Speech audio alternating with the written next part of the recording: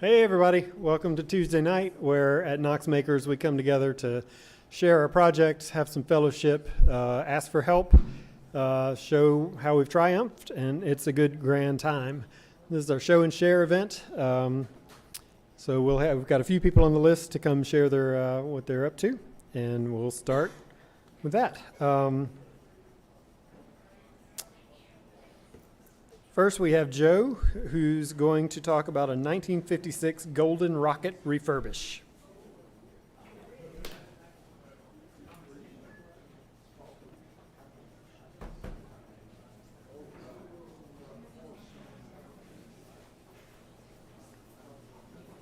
So this was built by Feathercraft.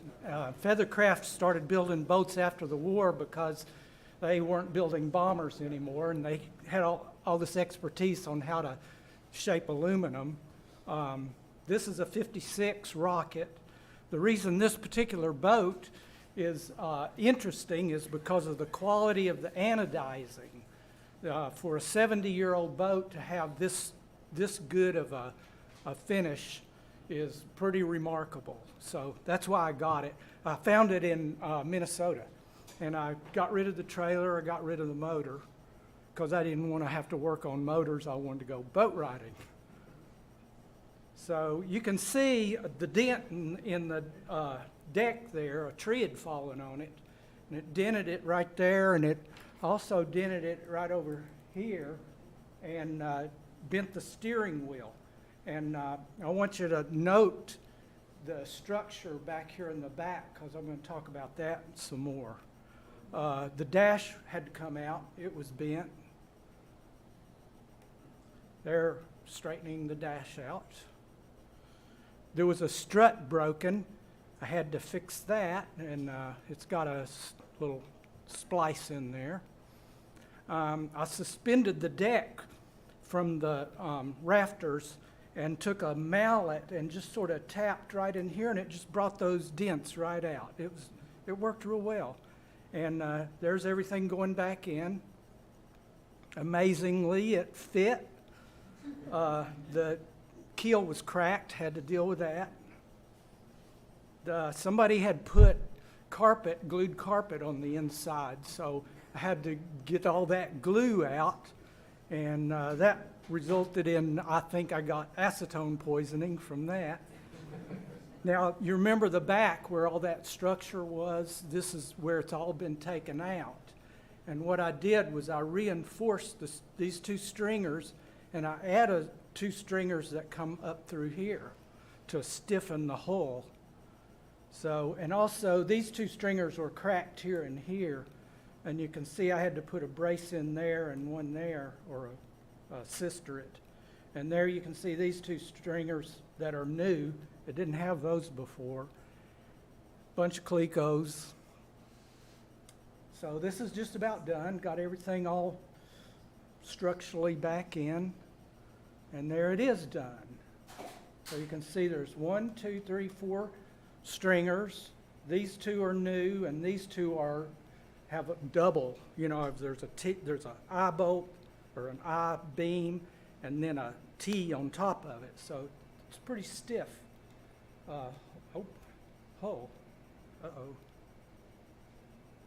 Okay. Now, I reinforced the transom with a 1/4-inch plate of aluminum. And the corner brackets were missing, and they're usually cast. And so I had to fabricate them, one here and on one side and one on the other side, and Joe welded them for me, thank you. And so that worked out pretty good. There's the transom. More transom, gluing it up, and there it is. Now, I told you the steering wheel got bent when the tree fell on it. Well, I had to make a new shaft for the helm because the steering wheel wouldn't fit on the old shaft. So I had to learn how to use the lathe. That was a lot of fun. Now the motor, I got this motor from a friend of mine. It was messed up, so I had to fix it. That's the reason he sold it. And somebody had gotten the water supply tangled up with the drive shaft and they didn't get it back right, and the motor would run for about a minute and get hot and trip out. So once I got that straightened out, that's me pulling the power head. Once I got all that straightened out, it worked great. So you can see here, there's a little copper, it's over here. It goes down, that's the water tube, and there's a rubber grommet-like thing right in there. And I replaced those two things, put it all back together again, and the boat's great. 3,000 RPM, didn't overheat. So the thing about that motor was it's built in 2000, and the diagnostic software was designed to run on XP with a serial port. So what do you do? I got this Windows 10 computer, and I had put the diagnostic software on it, and I had some software for turn the USB port into a serial port. So I did that, and it worked. So don't put this laptop online because I'm afraid something will download and upgrade, and won't work anymore the way I want it to. So there it is, all back together again. And it runs. Thank you.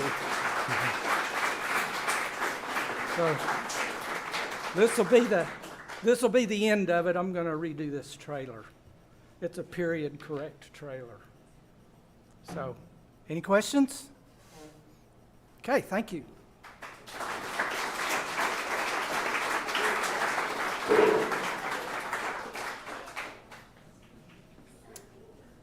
Next up, we have Chris, who's going to tell us about sand castings. I'm sorry, I misread it. Sharis? Karis. Nice to meet you, Karis.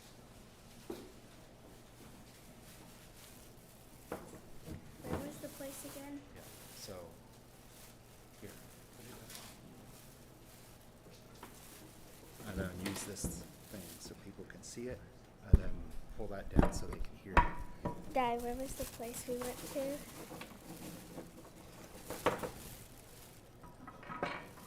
could put them under here in a second.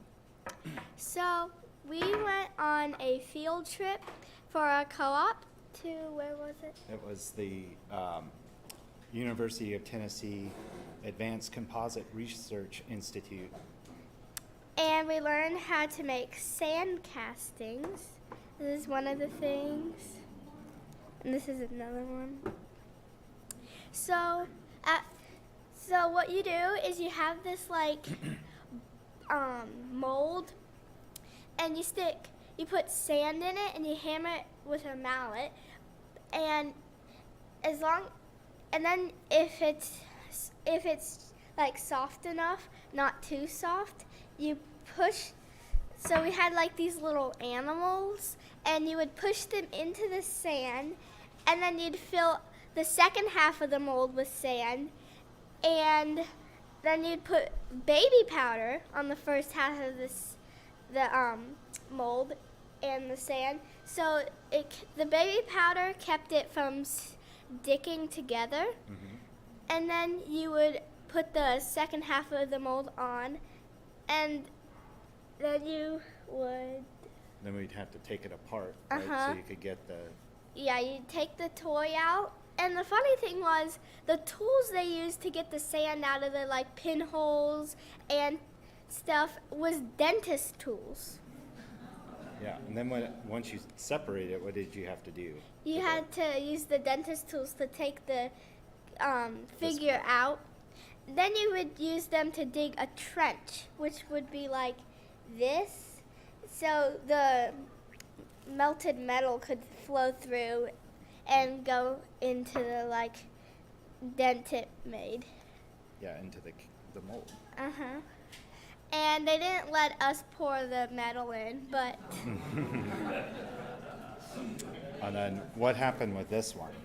so this one this was supposed to be coral, but I had tried to do two in the same one.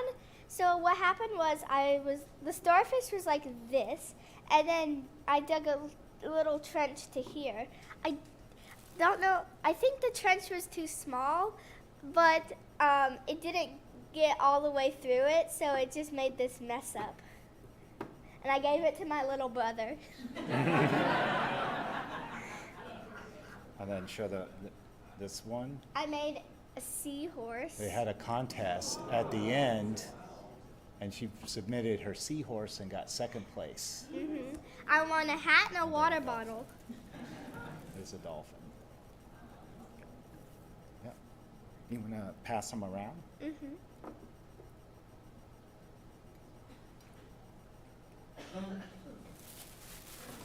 Oh, and yours. Yes, it's cast aluminum.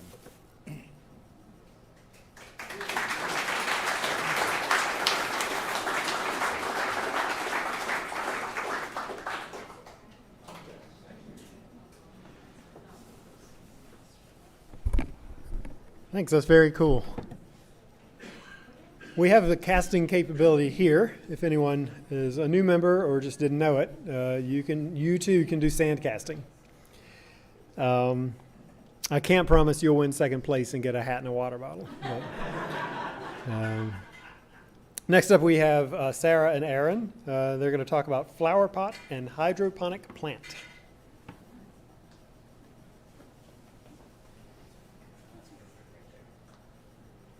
Okay, do you want to talk about what you did?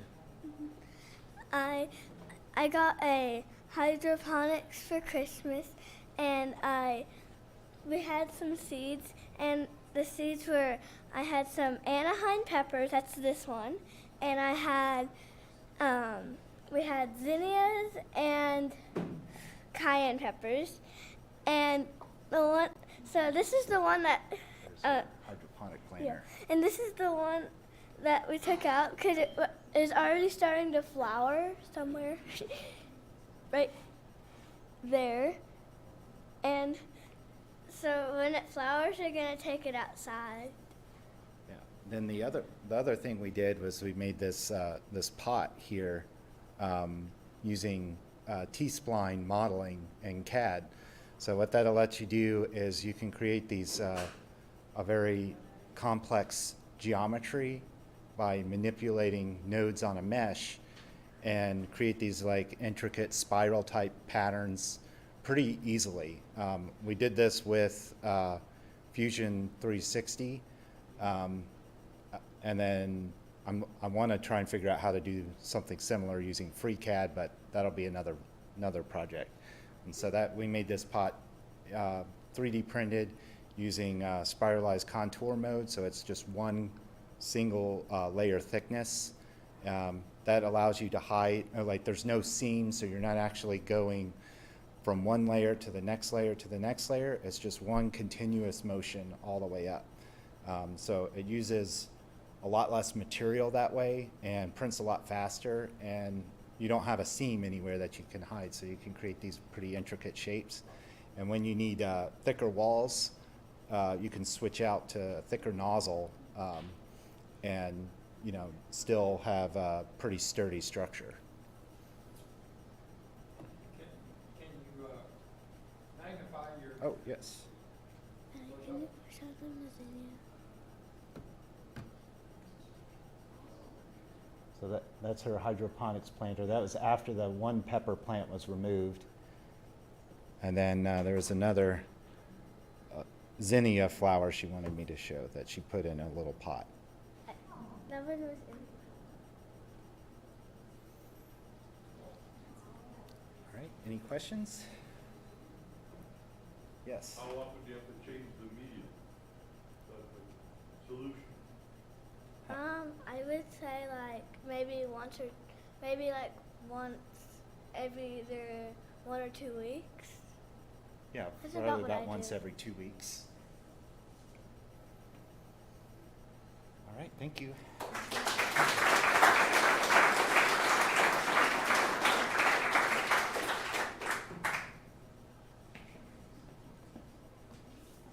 Rex is going to talk to us or share with us an air filter reminder.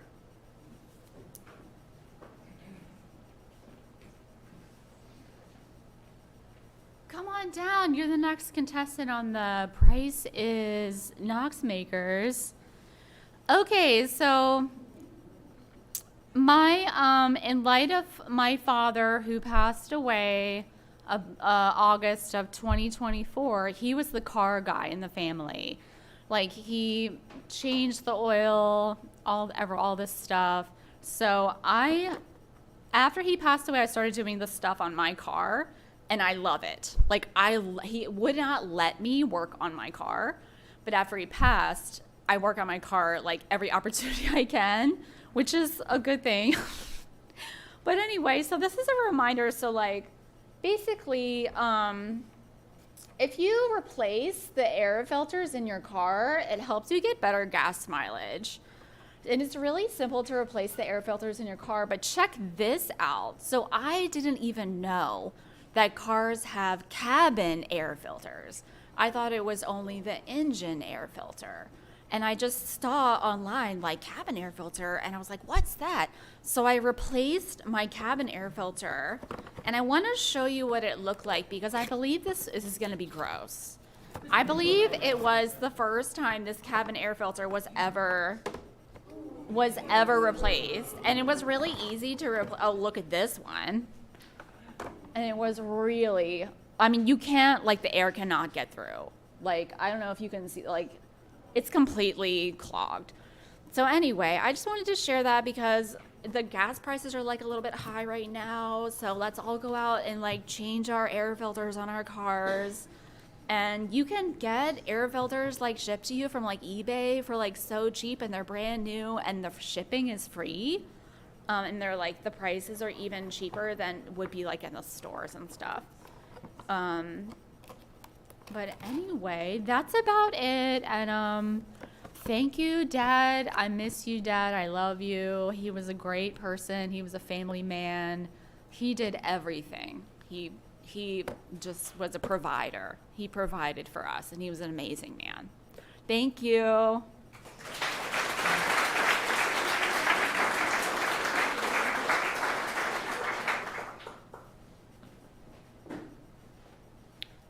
I'm sometimes not the best at interpreting handwriting.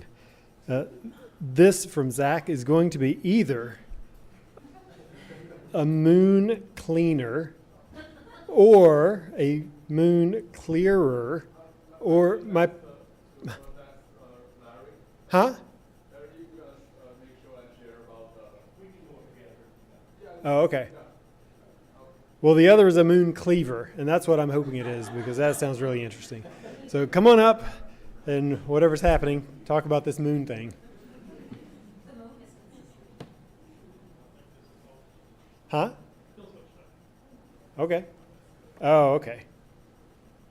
Come on down. Whoops. Well, it is, and unfortunately, that wasn't my trophy that I dropped. That was Arturo's. Is Arturo here? Okay. We had a small kill switch competition. It was our first competition of the year. We had this on Sunday. For those that don't know what our kill switch competition is, it is our combat robot competition. And this Sunday, we actually ran our cardboard league, if you will. And up here with me are two of our competitors, Zach, who fought with Moon Cleaver, right? Which I thought was a beautiful, beautiful design. Would you like to say anything since you were gonna talk? Yep. Yeah.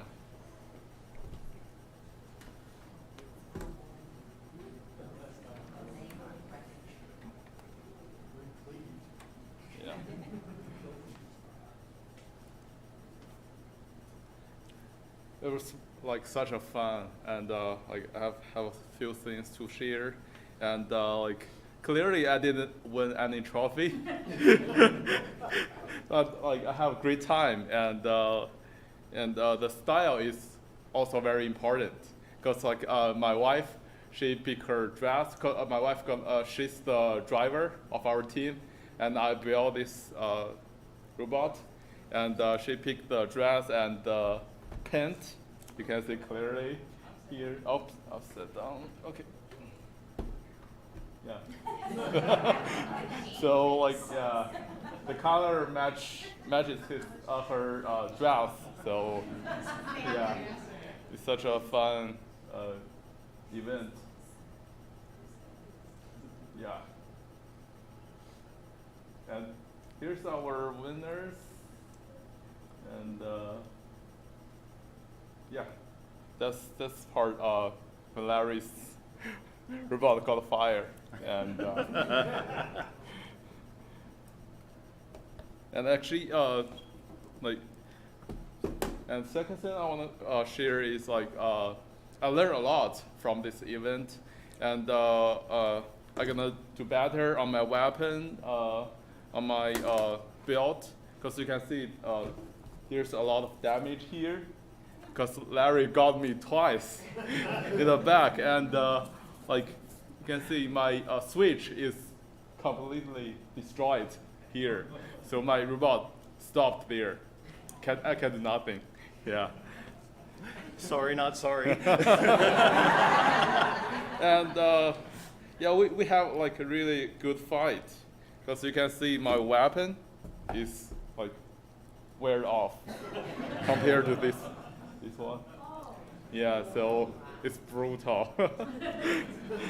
Okay, yeah, and one last thing is probably next time. Now this event I took a lot of pictures, like over 200, and like I wish I can have like more videos.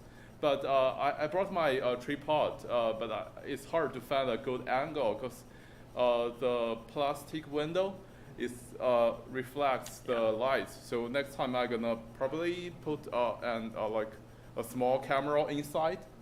So yeah, to do better filming. Yeah, Okay. That's all my share. Cool. Thank you. Thank you.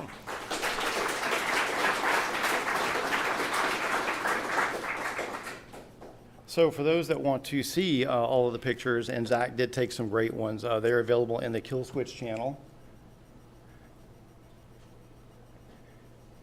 And so I'm going to run this in just a second.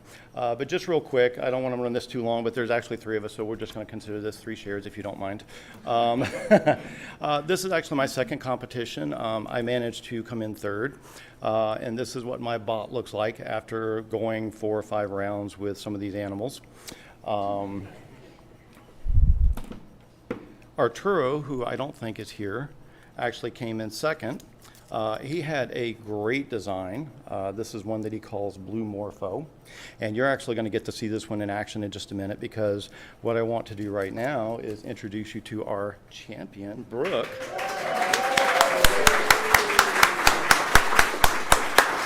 And while she is talking about her win and her bot, I'm going to let this video run in the background and you can see what an animal she is. I obviously had a horrible time. You can tell by the video. It was such fun. And for anybody who's thinking about doing this, please know I had no idea about any of this, including that there's a gun to tighten zip ties. I really didn't know anything. No electrical idea, weak at math, couldn't do Inkscape, didn't know Moonraker, and I learned everything, including how to drive like a maniac. Ridiculous, huh? In order to take everybody down. I do think, although I was undefeated, had I been able to compete against some of the other bots, I may not have fared very well, but it was a ton of fun. I encourage everybody to give it a try. I will not retire.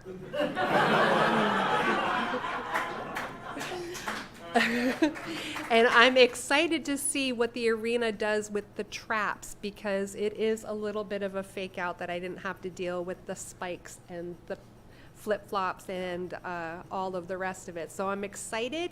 Everybody give it a try. There's tons of help here to show you how to do this, and I look forward to my next trophy.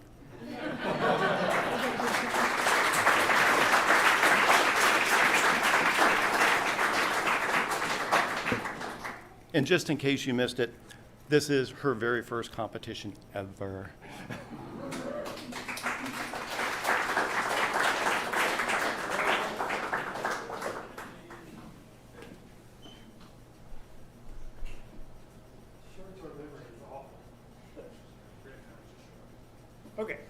We have Anthony, who's going to show us some aluminum casting.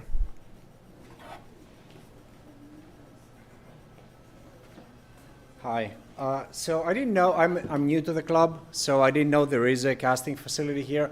I was going to propose at the end that we build one, and I helped build it. So I'm glad that it already exists. So I'm going to show you my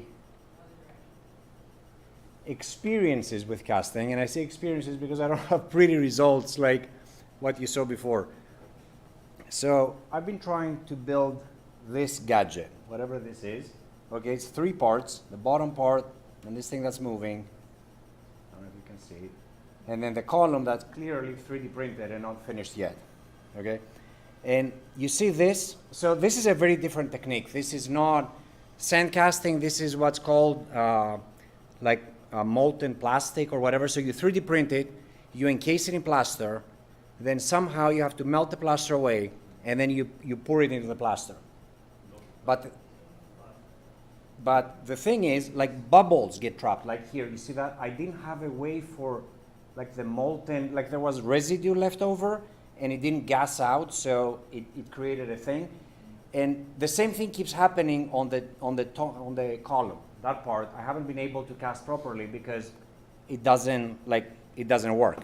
So my last attempt, so here's what I do. I 3D print it. This is the actual piece. I add these little teeth, okay? And then I put a block of foam, like like the pink foam, like the insulating foam we put in the walls, because that melts away super easy, even with a lighter.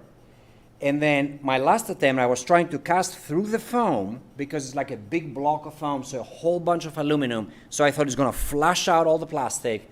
Even if there's some left in, who cares? So I used that much foam. Okay, that's like a lot of foam, and it still failed. Like, it did not, like, there was a little bit of plastic trapped here, and it just was not able, all this aluminum was not able to push the plastic up. So you got to melt the plastic. And I'll show you a picture of my foundry. Everything's homemade. It looks super ghetto, but it works. So, oops. So this is me behind it.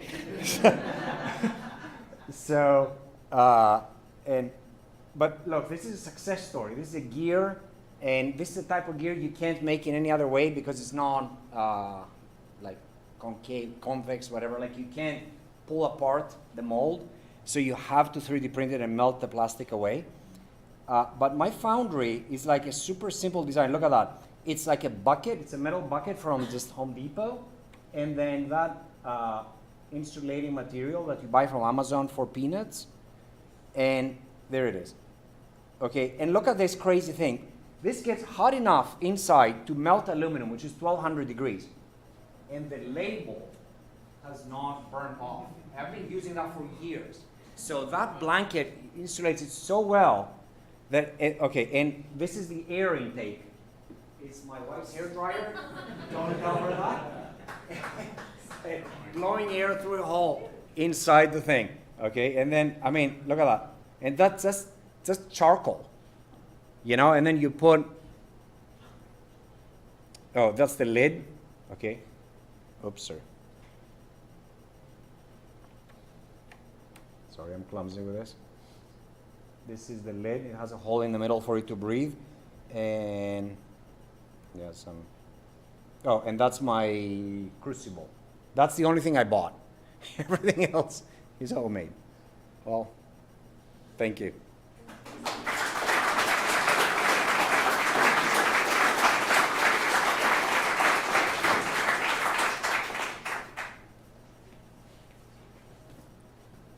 Last up is Sean.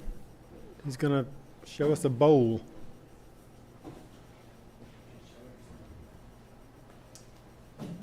Let's see if I can.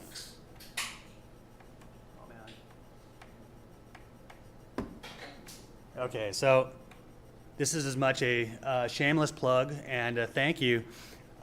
So Martin Webster brought us in some hickory that, and here he is in the right there, and said, hey, can we turn this? Is it any good? Let me know how it worked. And so I took a piece home, and sure enough, and for hickory, the colors on it is just really cool. Both sides, the blocks, I mean, and I mentioned already, he did an incredible job on that. But I mainly did it to see if, it was still sound. And I have to say, like, for the amount of time it took, it was really nice to turn too. Normally hickory, if you put it on a wood lathe, it'll kind of beat the crap out of you. But this wasn't anywhere near as rough as I expected. And then, because I'm talking about turning, it's a shameless plug that we, on the third Thursday of every month, we do As the Lathe Turns. And this month our theme is just turn something that was intentionally done to be funny. So anybody who comes out, I guess it's next Thursday, come on out, either look at the funny things that people have brought out intentionally, or one of our other members, Don, is actually going to give a demonstration on segmenting and the type of segmenting pulls that he does. So thought I'd mention that. And again, thank you, Martin, because like this stuff is just amazing, right? It's really cool. It's really pretty. And it was really easy to turn. So. There's more of it. And yes, and he has lots of it too, if anybody's interested. So, Steve? Is that green or dry? So this is dry-ish. So I don't know, how long has that been sitting on the ground? Helene. Yeah. So it's been sitting there since Hurricane Helene. So the wood itself was a little bit punky. It should have been a bigger bowl than that. I mean, that's only maybe 4 inches, but it had some residence. And luckily I was wearing a mask. It did have some friendly not so friendly, I guess, dizzy residents. And they did exit, but the original piece was probably about that big. And then by the time I took the bugs out of it and stuff, so it was mostly dry. I don't suspect this one's going to move much at all. So, cool. Thank you very much.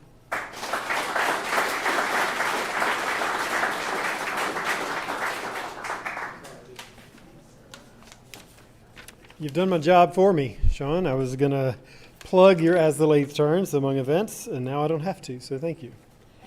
A few announcements, and well, first I'll do upcoming events. Saturday, April 18th, we have a Stitch and Bitch from 1 to 4 p.m. Bring a project, come, air your grievances, make stuff. It's a good time, happens every month. Also on Saturday, April 18th, we have a Moonraker class, which is one of our laser cutters. Presume Tracy's teaching that. There are tickets left. Come cut things with lasers. It'll be fun. Sunday, April 19th, we've got a Woodworking 101 that was, I think, just posted today. Yeah, so there should be some tickets left for that. It's a super popular class. If you've been waiting on the woodworking, now's your chance to get it. April 21st, which is a Tuesday, we have a beaded keychain craft after show and share. So next Tuesday, stick around and make a beaded keychain out of beads and I believe hemp. Macrame, yeah. And you're leading that. Okay, cool. April 23rd, which is the Thursday next week, is As the Lathe Turns. Come turn things or show things you've turned. Those are the events, but I want to mention one that is this very evening, moments from now. Joe is going to talk to us about how to turn dirt into plants, how to turn dirt into food, I think it is. He's got these great tomatoes and is studying this stuff and knows a lot about it. So learn how to make dirt learn how to make food out of dirt. It's easy to make food out of dirt, you just eat it. A couple more announcements coming up, and I failed to write down the time, the date. There's this little festival down the street called Vestival. We helped out with it a little bit last year, and we're invited. In fact, they would very much like to have Knox Makers folks come and get a booth. I think they're giving either a cheap or a free booth, I think. Go sell some stuff in the community that we thrive within. I'll try to find details. If anybody has, yeah. There are flyers on the hospitality table, and I should have grabbed one and educated myself, but teach yourself. It's all good. We're lifelong learners. Sorry, Isaac. I really ate that one. That announcement. Yeah.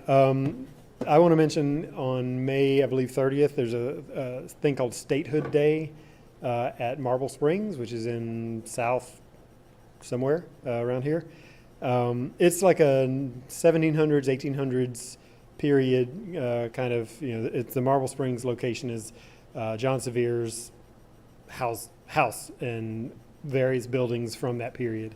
So I'm going to be doing a blacksmithing demo. They want more of us to demonstrate. So if you happen to have a skill that could be fit, like maybe not 3D printing, there's something that might have been done in the 17 or 1800s and you'd like to demo with a group of friends, check in with me and we'll get hooked up.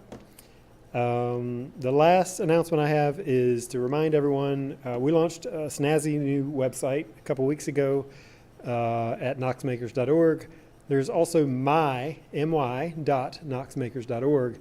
That is for you. That is for you to sign into and set up your account. And you can, once you've done that, you'll be able to see what authorizations you've taken. You'll be able to see, I think, the money you've spent. I mean, there's just all kinds of stuff you can look at. You can learn about our tooling. Like, there's just so much stuff in there that you'll be able to do. And it's pretty important to do. So please go to my.knoxmakers.org, log in using the same single sign-on that you use for Mattermost, and enjoy. I think that's it. Did I miss anything? Anyone? Yes? Oh, yeah. No, I'm sewing. Oh my gosh, I'm sewing. Yeah.